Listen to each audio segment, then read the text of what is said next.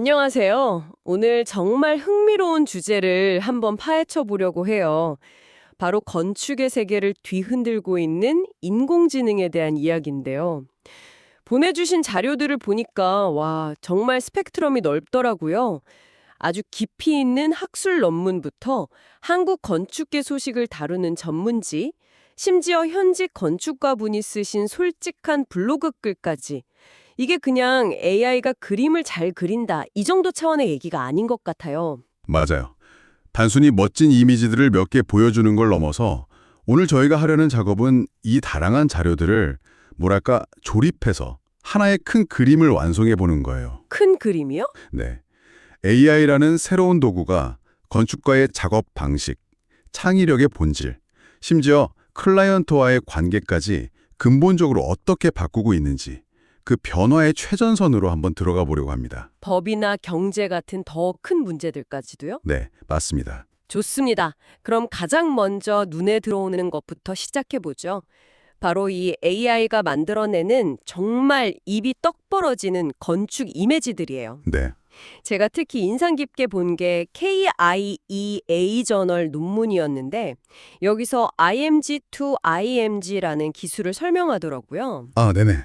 간단히 그린 정원 스케치를 가지고 실제 집처럼 보이는 컨셉 디자인으로 바꿔주던데 이게 대체 어떤 원리인 건가요? 약간 마법 같던데요? 그게 바로 확산 모델, 그러니까 디퓨전 모델의 핵심 원리 중 하나예요. 확산 모델이요? 네. 쉽게 말해서 AI가 이미지에 있는 노이즈를 계속 제거하면서 점차 구체적인 형태로 만들어가는 방식인데요. IMG to IMG는 사용자가 제공한 스케치를 일종의 가이드라인으로 삼는 거죠. 아, 가이드라인. 이 스케치의 구조랑 색감을 유지하면서 이걸 건축물이라는 주제에 맞게 다시 그려봐 이렇게 명령하는 것과 같아요. 그렇군요. 논문에서 이걸 창의적 점화 도구라고 표현했는데 정말 정확한 비유예요. 백지 상태에서 시작하는 그 막막함을 AI가 첫 불꽃을 튀겨주면서 해결해주는 거죠. 아, 그러니까 완전히 새로운 걸 만드는 게 아니라 인간의 아이디어를 증폭시켜주는 역할이군요. 바로 그거죠. 그런데 단순히 예쁘게만 만드는 게 아니라 특정 스타일을 흉내낼 수도 있는 것 같아요. 그 ARXIB에 올라온 논문을 보니까 베라스라는 툴이 자하 하디드 스타일이나 프랭크 게리 스타일을 구현하던데요. 이건 또 어떻게 가능한 거죠? 그게 바로 프롬프트의 힘입니다. AI 모델들은 수십억 개의 이미지랑 텍스트상을 학습했기 때문에 자하 하디드라는 이름과 그녀의 건축 스타일, 그러니까 유기적인 곡선이나 미래적인 형태 같은 시각적 특징들을 연결해서 기억하고 있어요. 아, 이미 다 학습이 되어 있군요. 그렇죠. 그래서 사용자가 자하 하디드 스타일로라고 명령하면 그 특징들을 불러와서 디자인에 적용하는 거예요. 검은색 금속 외장재를 사용한 건물처럼 재료를 지정하는 것도 마찬가지 원리고요. 와, 그래서 베스트 아키텍처 프롬프트 같은 자료를 보면 브루탈리즘 건축과 유리돔이 융합된 미래적 절벽 건물처럼 아주 구체적이고 창의적인 지시요를 조합하는 능력이 중요해지고 있습니다. 프롬프트가 정말 중요하네요. 바로 그 지점에서 20년 경력 건축가분이 쓰신 블로그 글 건축가의 눈으로 본 미드저니 활용법이 정말 재미있었어요. 아, 그 윤슬 이야기 말씀이시죠? 네, 맞아요. 이분이 윤슬의 느낌을 건물 외벽에 표현하고 싶어 하셨잖아요. 물결에 햇빛이 비쳐서 반짝이는 그 감성적인 이미지를 AI에게 어떻게 설명해야 할지 막막하셨던 거죠. 그렇죠. 윤슬이라는 단어는 한국적인 감성과 시적인 뉘앙스를 담고 있어서 이걸 그냥 영어로 쉬머링 라이트 온 워터라고 번역해서는 그 느낌이 전혀 살지 않거든요. 맞아요. 여기서 이 건축가분이 정말 똑똑한 방법을 쓰셨어요. 이미지 생성 AI인 미드저니에게 바로 말을 거는 대신에 언어 모델인 챗GPT를 통역사로 고용한 거예요. 아, 통역사요? 네. 챗GPT에게 내가 윤슬이라는 개념을 건축 인면 디자인으로 표현하고 싶은데 이걸 미드저니가 알아들을 수 있는 구체적이고 기술적인 언어로 바꿔줘 라고 요청한 거죠. 와, AI를 조종하기 위해 다른 AI를 활용한다니 정말 한 수 위네요. 그래서 결과가 어땠나요? 챗GPT가 아주 기가 막힌 프롬프트를 만들어줬어요. 수직으로 뚫린 금속 루버, 미세하게 각도를 틀어서 빛을 반사하고 마치 잔잔한 수면처럼 반짝이는 효과를 내는 이런 식으로요. 와, 감성적인 개념을 AI가 이해할 수 있는 물리적이고 건축적인 언어로 완벽하게 번역해 준 거예요. 이 사례는 AI가 건축가의 감성을 대체하는 게 아니라 오히려 그 감성을 현실로 구현하도록 돕는 강력한 협업 도구가 될 수 있다는 걸 명확하게 보여주죠. 정말 흥미로운 지점이네요. 하지만 이게 다 초기 컨셉 단계의 이야기잖아요.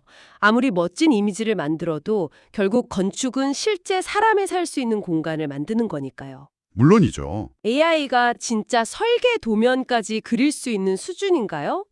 보내주신 Diffusion Models for Computational Design 문문에서는 AI가 평면도를 잘 이해하지 못한다고 지적하던데요. 정확해요. 그게 현재 기술의 명확한 한계예요. 대부분의 이미지 생성 AI에게 벽은 그냥 검은색 선일 뿐이지 공만을 나누고 구조를 지탱하는 의미를 가진 객체로 인식하지 못해요. 아, 의미 자체를 모르는 거군요. 네. 그래서 그냥 AI에게 평면도를 그리라고 하면 방에서 방으로 들어가는 문이 없거나 복도가 막혀 있는 등 비논리적인 결과물이 나오기 쉬워요. 그럼 쓸 수가 없겠네요. 연구진들이 이 문제를 해결하려고 모델을 건축 도면에 특화시켜서 미세 조정을 하고 심지어 방마다 다른 색을 칠해서 이건 거실, 이건 침실이라고 알려주는 식으로 유효한 결과물을 얻어내긴 했지만 아직 갈 길이 멀어요. 초기 아이디어를 시각화하는 데는 혁명적이지만 당장 건축 법규와 구조 계산까지 고려한 상세 설계 도면을 완벽하게 생성하지는 못하는 거죠. 그렇군요. 정리하자면 AI는 지금 단계에선 굉장한 영감을 주는 파트너지만 아직 모든 걸 맡길 수 있는 만능 해결사는 아니다. 이 정도로 볼 수 있겠네요. 네, 맞습니다. 그런데 이 강력한 도구가 건축가의 손에만 있는 게 아니잖아요. 만약 클라이언트가 직접 이런 툴을 쓰기 시작하면 어떻게 될까요? Empowering Clients라는 논문을 보니까 여기서부터 진짜 흥미로운 변화가 시작되는 것 같더라고요. 네, 바로 그 지점이 건축계가 맞닥뜨린 가장 큰 지각 변동일 거예요. 과거에는 클라이언트가 잡지에서 오려낸 사진 몇 장을 들고 와서 이런 느낌으로 해주세요 라고 했다면 그쵸. 이제는 직접 AI 툴로 자기 집의 3D 렌더링 이미지를 수십 장 뽑아서 회의에 들고 올 수 있다는 거죠. 와, 논문에 나온 도표가 아주 상징적인데 시간이 지날수록 비전문가인 클라이언트와 AI의 힘 그리고 역량은 계속 올라가는 반면에 인간 전문가의 힘은 오히려 하락하는 곡선을 그려요. 상상만 해도 건축가 입장에서는 등골이 서늘해지는 이야기네요. 내가 평생 갈고 닦은 디자인 감각과 스킬이 순식간에 무력화되는 느낌일 것 같아요. 그렇죠. 그럼 건축가의 역할은 완전히 사라지는 걸까요? 사라지기보다는 이동한다고 봐야 해요. 논문에서는 건축가의 역할이 비전을 창조하는 유일한 주체에서 전문 검증가로 바뀔 거라고 예측해요. 전문 검증가요? 네. 클라이언트가 가져온 AI 디자인이 정말 아름다워 보일 수는 있지만 그 디자인이 과연 주어진 예산 안에서 실제로 지을 수 있는 건지, 그 지역의 건축법규는 준수하는지. 아, 현실적인 문제들이요? 맞아요. 배지의 경사나 형 같은 물리적 맥락을 고려한 것인지, 단열이나 환기 같은 기능적 문제는 없는지 등을 평가하고 검증하는 역할이 훨씬 중요해진다는 거죠. 즉, AI가 놓치는 현실의 문제들을 해결해주는 전문가가 되는 거예요. 아, 예술가에서 현실적인 해결사로 역할이 바뀌는 거군요. 네. 그러고 보니 서울 건축사 신문에 실린 한 건축가의 글이 떠오르네요. 그분이 몇 년 전에 후배에게 자신의 상세한 캐드 파일을 그냥 넘겨줬던 걸 후회하는 내용이었잖아요. 네, 기억납니다. 그게 지금 이 상황과 직접적으로 연결되는 것 같아요. 맞아요. 그 글은 지금 많은 건축가들이 느끼는 불안감을 아주 잘 보여줘요. 예전에는 노하우나 디자인 데이터를 공유하는 게 선의의 도움이었다면 지금은 완전 달라졌죠. 그렇죠. AI가 그 데이터를 순식간에 학습해서 그의 디자인 스타일을 완벽하게 복제해낼 수 있으니까요. 내가 수십 년간 쌓아온 지적 자산이 순식간에 공공재가 되어버릴 수 있다는 공포. 와, 그건 정말 이 때문에 건축가의 지적 재산권 문제가 그 어느 때보다 중요한 화두로 떠오르고 있는 거고요. 그럼 이 거대한 변화 속에서 건축가는 어떻게 자신의 가치를 증명해야 할까요? 단순히 AI가 만든 디자인을 검토해주는 역할만으로는 부족할 것 같은데요? 바로 그 해답의 실마리를 인공지능 시대의 건축이라는 책 발췌문에서 찾을 수 있어요. 어떤 내용인가요? 이 책에서는 건축가의 역할이 단순히 그림을 그리는 예술가에서 여러 분야의 지식을 엮어내는 다학제적 전략가나 좋은 디자인을 골라내고 조합하는 큐레이터로 진화해야 한다고 말해요. 큐레이터요? 네, AI가 기술적인 생성을 담당한다면 건축가는 그 기술의 이야기를 불어넣는 역할을 해야 한다는 거죠. 클라이언트의 삶, 그들의 꿈, 그 가족의 역사 같은 인간적인 서사를 디자인에 담아내는 거예요. 아, 책에 이런 구절이 나와요. 기술은 감탄하기는 쉬워도 감동하기는 어렵다. 건축가의 새로운 역할은 바로 그 감동을 만들어내는 지점에 있다고 봅니다. 기술과 인간적인 감동 사이의 간극을 메우는 역할이라 정말 와닿는 말이네요. 이제 이야기가 단순히 개인 건축가의 역할을 넘어서 더 큰 구조적인 문제로 확장되는 것 같아요. 건축사 뉴스 기사에서는 법적인 문제들을 아주 심각하게 다루고 있더라고요. 네, 이제 더 이상 가상의 시나리오가 아니에요. 예를 들어서 AI가 설계 과정에 깊이 관여한 건물에 심각한 하자가 발견됐다고 해보죠. 네. 그럼 그 책임은 누구에게 물어야 할까요? AI의 제안을 최종 승인한 건축사, 아니면 그 AI 프로그램을 만든 소프트웨어 개발사. 정말 애매하네요. 지금의 법 체계로는 명확한 답을 내리기가 굉장히 어려워요. AI와 공동으로 창작한 디자인의 저작권은 또 누구에게 귀속되는지도 큰 문제고요. 정말 복잡한 문제들이네요. 이런 문제들에 대해 건축계는 어떻게 대응하고 있나요? 그냥 손 놓고 있는 건 아닐 텐데요. 물론이죠. 서울건축사 신문 기사에서 아주 구체적인 제안이 나왔어요. 어떤 제안이죠? 건축사 협회 차원에서 건축 저작권 보호위원회 같은 기구를 만들어서 이런 분쟁을 전문적으로 조정하고 건축가들이 자신의 지적 재산에 대해 정당한 대가를 받을 수 있는 시스템을 구축해야 한다는 주장이에요. 아, 그런 논의가 시작됐군요. 네, 그만큼 이 문제가 얼마나 현실적인 위협으로 다가왔는지를 보여주는 거죠. 이런 기술적, 법적, 직업적 혼란이 벌어지는 와중에 이 모든 걸 가능하게 하는 거대한 돈의 흐름도 있잖아요. 네, 경제적인 배경이요. 보내주신 자료 중에 2025년 말에 나온 S&P 글로벌 경제전망 보고서가 있었는데 건축에 대한 내용은 아니었지만 AI 관련 투자 붐을 언급한 부분이 굉장히 인상적이었어요. 그 경제적 배경을 이해하는 게 정말 중요해요. 지금 우리가 이야기하는 이 모든 변화가 몇몇 기술 애호가들의 취미가 아니라 거대한 자본이 밀어붙이는 거대한 산업적 전환이라는 걸 보여주거든요. 아, 보고서에 따르면 AI 투자가 세계 경제의 주요 동력이 되고 있고 특히 아시아 태평양 지역의 기술 수출을 이끌고 있다고 하잖아요. 네. 이 말은 즉 건축 AI 툴을 개발하는 데 앞으로도 천문학적인 돈이 계속 쏟아져 들어올 거라는 뜻이에요.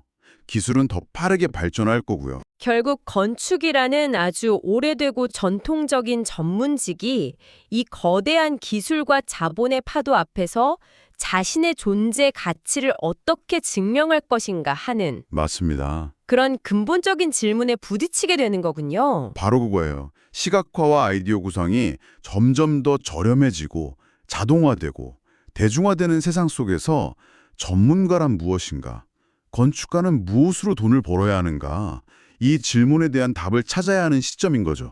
오늘 이 모든 자료들을 쭉 꿰뚫어 보니까 머릿속에 흩어져 있던 조각들이 맞춰지는 느낌이에요. 네. AI는 한편으로는 건축가의 창의력을 무한히 확장해주는 강력한 파트너지만 다른 한편으로는 건축가라는 직업의 정의 자체를 뿌리부터 뒤흔드는 파괴적인 힘이라는 것. 이 양면성이 확실히 보이네요. 네, 자료들은 건축계가 정말 중대한 기로에 서 있다는 걸 보여줘요. 이 새로운 도구들을 자유자재로 다루면서 수많은 디자인 가능성을 탐색하는 마스터 큐레이터가 되는 길이 하나 있고 네. 다른 한편으로는 AI에 의해 자신의 고유한 기술과 가치가 대체될지도 모른다는 불안감에 휩싸이는 길이 있죠. 여기서 한번 깊이 생각해 볼 만한 질문을 하나 던져보고 싶어요. 어떤 질문인가요? 만약 당신의 클라이언트가 AI로 정말 아름답고 누가 봐도 설득력 있는 디자인을 만들어서 가져왔다고 상상해 보세요. 네, 상상만 해도 아찔하네요. 그렇죠. 하지만 당신은 전문가의 눈으로 그 디자인에 숨겨진 미묘한 결함들을 발견해요. 동선이 비효율적이라거나 유지보수가 어렵다거나 무엇보다 그 공간에 어떤 영혼이 느껴지지 않는다는 걸 알게 된 거죠. 이때 당신은 어떻게 클라이언트를 설득하고 당신의 전문적인 가치를 증명하시겠어요? 어쩌면 건축의 미래는 더 나은 선을 긋는 능력이 있는 게 아니라 더 나은 이야기를 하고 더 깊이 설득하는 능력에 달려있을지도 모릅니다. 오늘 우리는 AI라는 새로운 파도 앞에 선 건축가의 현실을 들여다봤습니다. 변화는 두렵지만 동시에 기회이기도 합니다. 중요한 건 기술이 아니라 그 기술 너머에 있는 인간의 이야기입니다. 여러분이 만드는 공간에는 어떤 서사가 담겨 있나요? 그 답이 바로 여러분의 존재 이유일 겁니다. 오늘 대화가 여러분의 고민의 작은 실마리가 되었길 바랍니다.